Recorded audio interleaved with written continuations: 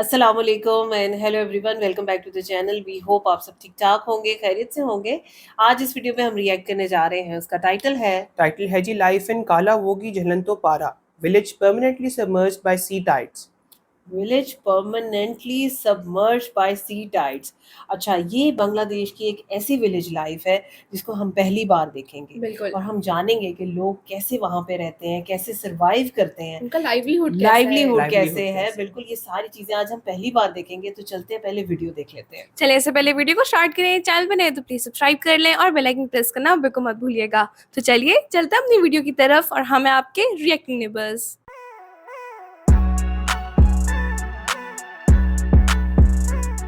चलिए जी, वीडियो को स्टार्ट करते हैं। 3 2 1 एंड गो। প্রথম দেখে মনে হতে পারে এটা মালদ্বীপের কোনো সুন্দর দ্বীপ অথবা বন্যায় ডুবে যাওয়া সদ্য একটা এলাকা, কিন্তু না, এটা বাংলাদেশের একটা গ্রাম যেখানে মানুষ সারা বছর পানির উপরে এভাবেই ভেসে থাকে। গ্রামের দুই পাশেই রয়েছে সুন্দরবনের গভীর অরণ্য যেখানে বাঘের অবাধ চলাচল, আর এই নদীর পানিতে লুকিয়ে আছে ভয়ঙ্কর কুমির, যার কারণে প্রায়ই চলে যায় এই গ্রামের মানুষদের প্রাণ। তার উপর জলবায়ু যেন এখানে ঘন ঘন তার রূপ বদলায়। এই রোদ তো, এই মেঘ, আবার সাথে সাথে শুরু হয় বৃষ্টি, তার সাথে আবার ঝড় আর জলোচ্ছ্বাস যেন নিত্যদিনের সঙ্গী।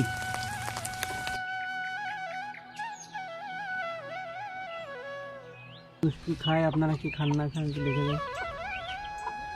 2007 সালে সিডর আর 2009 সালের আইলা, এই দুইটা ঘূর্ণিঝড় পুরো এলাকাকে উল্টে দেয়। বাঁধ ভেঙে লবণাক্ত পানি ঢুকে জমি, ফসল, ঘরবাড়ি সব শেষ করে দেয় এবং নদী ভাঙনের ফলে এই গ্রামটা সম্পূর্ণ আলাদা হয়ে যায়। অনেকে গ্রাম ছেড়ে চলে যায়, কিন্তু যারা যায়নি তারা বাধ্য হয়ে পানির উপরে টিকে থাকার জন্য জীবন গড়তে শুরু করে। जब फ्लड्स आते हैं ना तो तब इवैक्यूएट करवाया जाता है। আমি যেখানে দাঁড়িয়ে আছি এটা হলো একটা গ্রাম, আর এই গ্রামটা সারা বছর নদীর জোয়ারে এভাবে পানির নিচে ডুবে থাকে। এটা খুলনা জেলার দাকুর থানার কালাবগির ঝুলন্ত পাড়া। আজ আমি আপনাদের দেখানোর চেষ্টা করব কিসের আশায়, কোন টানে, কোন মায়ায় এই মানুষগুলো এক মুঠো মাটিকে আঁকড়ে ধরে টিকে আছে। তাই এই ভিডিওটা একদম শেষ পর্যন্ত দেখবেন।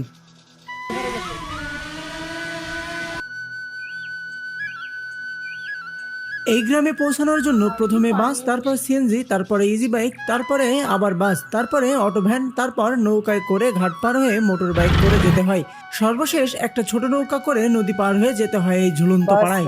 মনে হচ্ছিল আমি বাংলাদেশ পেরিয়ে হারানো কোনো দ্বীপের খোঁজে ছুটে চলেছি।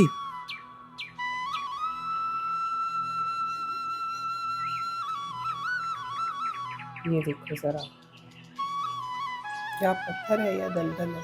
আমি যখন এই গ্রামে পা রাখি তখন ভাটার টানে চারিদিকে পানি অনেকটা সরে গিয়েছিল, কিন্তু কিছুক্ষণের মধ্যে জোয়ারের ঢেউয়ে পুরো গ্রামটা আবার পানির নিচে তলিয়ে গেল। আশ্চর্যের ব্যাপার হলো চারিপাশে এত পানি অথচ এক ফোঁটা খাওয়ার পানি নেই। এটাই এই গ্রামের সবচেয়ে বড় সমস্যা। এখন একটু বৃষ্টি হইতেছে, একটু আমরা একটু মন সান্তনা করে খাতেছি, তারপর ওই যে বৃষ্টিটা ধরে যাবে না, সে আমার এইরাম জ্বালা হবে না পানির জন্য। যে সময় সময় ঘরে পানি না থাকলে যান জীবন বাড়ি যায়। আর বাড়ি যাবো, যার বাড়ি যাবো সব সমান, কেউ করার দিচ্ছে না। আমরা যদি রাত্রি শুই থাকি, যদি একটু ভাত না হোক, যদি একটু পানি খাইতে পারি তাহলে আমি পুরানটার সান্ত্বনা থাকে। আর এই পানি যদি না খায় আর কদিন পর, তার সামনে এরকম হয় যে ভাত খাবো না, পানি পাবো কানে, সেই দুঃখিত ঠেলে ভাতও খাতি গা লাগে না, ভাত খাই। এই গ্রামের মানুষদের জীবন পুরোপুরি নির্ভর করে জঙ্গলের উপর। নদীতে মাছ ধরা আর কাঁকড়া সংগ্রহ করাই তাদের একমাত্র জীবিকা। সুন্দরবনের এই অঞ্চলে প্রতি বছর 7 থেকে 8 জন মানুষ কুমিরের আক্রমণে মারা যায়। তাদের জীবনের প্রতিদিন ভয় আর সংগ্রামের মধ্যে কাটে, তবুও তারা থেমে থাকে না, কারণ থেমে থাকলে তাদের পরিবার পরিজন এবং সন্তানদের মুখে খাবার তুলে দিতে পারবে না। কুমুরি দ্বার ভরে হলো, ফাইবার তুলি দিল, দিলি কুমুর তুলালো না, গ্রাফি মেট দিল তো কুমুর তুলালো না, না তুলালি আমরা ওই সে সময় মনে করতেছি ওর গালে মনে ও আছে। প্রথম দেখি কি হলো, আমার ডাক দিয়েছে ফুহু কুই, ওর যখন পায়ে ধরিছে দিলি বাঘ ডাক দিলে, আমার পরে হলো তাকায় দেখি সে খারুল নেই। এরকম এরকম গালে আমরা মনে করছি বিশাল এই লোক হচ্ছে, বিশাল বড় কুমুর। 3 দিন ঈদের দিন হজরে আজান দিয়েছে, সে সময় ওই যে জায়গাতে কুমুর ধরেছে সে জায়গাতে বেশি উঠেছে। বাঘ আর কুমিরের সঙ্গে প্রতিদিন যুদ্ধ করে টিকে থাকে এই মানুষগুলো। একটা ভুল পদক্ষেপ আর মুহূর্তেই প্রাণ যেতে পারে তাদের, তবুও থেমে নেই তারা। ঘরের নিচে থাকে বিষাক্ত সাপ, চারিপাশে পোকামাকড়ের উৎপাত, তারপরেও এই কষ্টটাই তাদের দৈনন্দিন।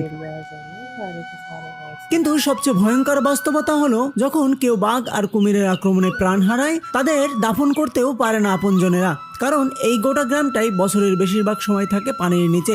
না আছে কোনো কবরস্থান, না আছে শুকনো মাটি, শুধু জল কাদায় ভরা এক অবুঝ পৃথিবী। এখানে যদি কেউ মারা যায় তা ওপারে নিয়ে মাটি দিতে হয়, সঠিকভাবে মাটি দেওয়ার কোনো পরিস্থিতি আমাদের এখানে নাই। একজন মারা গেলে ঝড় বৃষ্টি মাথায়, তা ওরকম নিয়ে তার দাফন করা ঠিক মতন হয়নি, ওইভাবে মাটি দিয়েছিলাম আমপানে। এই অঞ্চলে নেই কোনো বৈদ্যুতিক ব্যবস্থা, নেই বিনোদনের কোনো সুযোগ সুবিধা, ফলে এখানকার শিশুরা নিজেদের মতো করে খেলা করে, প্রকৃতির কোলে কাদা আর পানির ভেতরেই খুঁজে নেয় তাদের আনন্দের পথ। কষ্টের জায়গাটা আরো গভীর। এই গ্রামে নেই কোনো স্কুল, নেই কোনো হাসপাতাল, চারিদিকে শুধু পানি আর অনিশ্চয়তা। আর গোটা এলাকার ভরসা একটা মাত্র মসজিদ, যেখানে নামাজ পড়তে যেতে লাগে নৌকা। ये नाव उनके पास एक सोर्स है, एक तरफ से दूसरी तरफ जाने के लिए। এই জায়গায় কুমুরি বাঘে আমরা ধরো ওগার সাথে প্রায় লড়াই করে নিয়েছি, জীবন বাঁচাতেছি আমাকে লড়াই ছাড়া কি গেল। এবার সাপ ভেসে এসেছে, ওপার গেলে ধরো কুমুর দেখা দিতেছে। এই জায়গায় আমাকে বসের বাড়ি করি, এই জায়গাতে আমার অন্য জায়গায় গেলি, পরের জায়গায় গেলি আমাকে বের করে দেবে। এই জায়গায় ধরো নিজস্ব জায়গায় ধরো ওই পাত্রে করা কাঠকুটু নিয়ে নিজেরা হলো ঘর দরজা বেঁধে থাকতে পারি, নদীতে দুটো মাছ ধরে খাইতে পারি। কুমুর বাঘ সাপ ধরো বেশি সাপ আসে, পানি যখন ভরে তখন মানে মাথার মধ্যে টুকুন কে উঠে, তাহলে এই কুমুর ধরো সামনে মাথা কিনি কুমুর ভেসে ওঠে, আর আমার সব কুমুর ভেসে ওঠে। জীবন আত্মাক বত কয়াবে করি মনে করো উড়িশ কুমুরির সাথে যে করি আমরা নোড়াই করে ধরতে এক হিসেবে নোড়াই করে নিয়েছি। আমাকে কোনো কিছুই দরকার নেই, আমাকে একটু পানি যেন সরকার ব্যবস্থা যেন করে দিতে পারে। এই গ্রামের মানুষ বাঁচে শুধু বাঁচার জন্য, না আছে আলো, না আছে শিক্ষা, নেই নিরাপত্তা, তবুও তারা হার মানে না।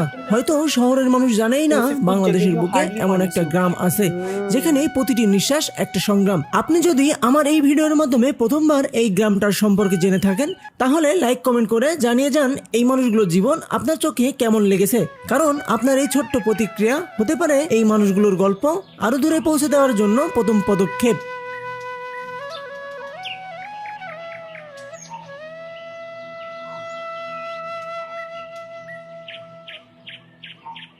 अच्छा, जब हम लोगों ने सुंदरबंस को देखा था ना, तो हमें उस वीडियो में पता चला था कि एक तो जगह बहुत ज्यादा बड़ी है, और फिर हमें ये भी पता चला कि वहाँ पे बहुत से गांव मौजूद हैं।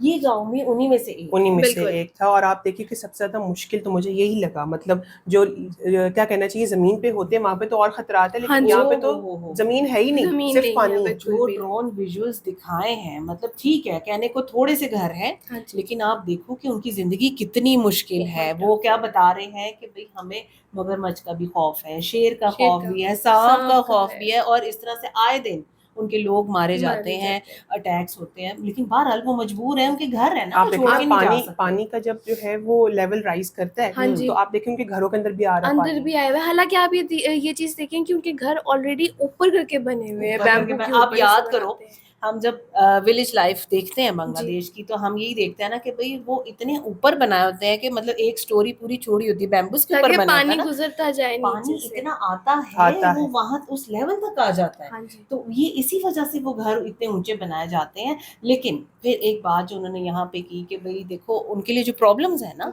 कि गुजारा तो वो जैसे तैसे में कर रहे हैं, लेकिन वो कहते हैं कि भाई जब हमारा कोई फौत हो जाता है, कोई मर जाता है, तो हम उसको किस तरह से दफनाएं, हमारे लिए वो बहुत मुश्किल हो जाता जैसे ही उसके अलावा आप ये देखें कि वो बता रहे हैं कि वहाँ पे कोई हॉस्पिटल्स नहीं है, कोई वहाँ पे स्कूल स्कूल नहीं है, पीने का और सबसे साफ बढ़ के पानी ये नहीं है एग्जैक्टली वहाँ कि पे। इतना पानी है लेकिन पीने का साफ पानी फिर भी है। अवेलेबल नहीं है। एग्जैक्टली बिल्कुल ऐसे ही है। और वीडियो के एंड पे भी वो यही बात कर रहे थे कि भाई इन लोगों की सिर्फ गवर्नमेंट से एक ही डिमांड है हाँ जी। कि इनको साफ पानी, जो पीने का साफ पानी है, वो प्रोवाइड किया जाए। और हम भी अपने प्लेटफॉर्म से इस चीज़ के लिए बात करेंगे कि अगर सिर्फ गवर्नमेंट ही नहीं, कोई अथॉरिटीज़, कोई NGOs हमें सुन रही हैं, तो प्लीज़ इन लोगों के लिए कुछ ना कुछ करना चाहिए कि एटलीस्ट इनको साफ पानी वहाँ पे मिले। बिल्कुल ऐसे ही है। और बाकी आप कुछ बताना चाहते हैं, कुछ हमारे नॉलेज में इजाफा करना चाहते हैं, तो हमें ज़रूर बताइएगा। वीडियो कैसी लगी, हमारा रिएक्शन कैसा लगा, आपने ज़रूर बताना। अगर अच्छा लगा हो तो हमारी वीडियो को लाइक और चैनल को सब्सक्राइब करना बिल्कुल मत भूलिएगा। मिलते हैं आपसे अगली वीडियो में, अपना बहुत ख्याल रखिए।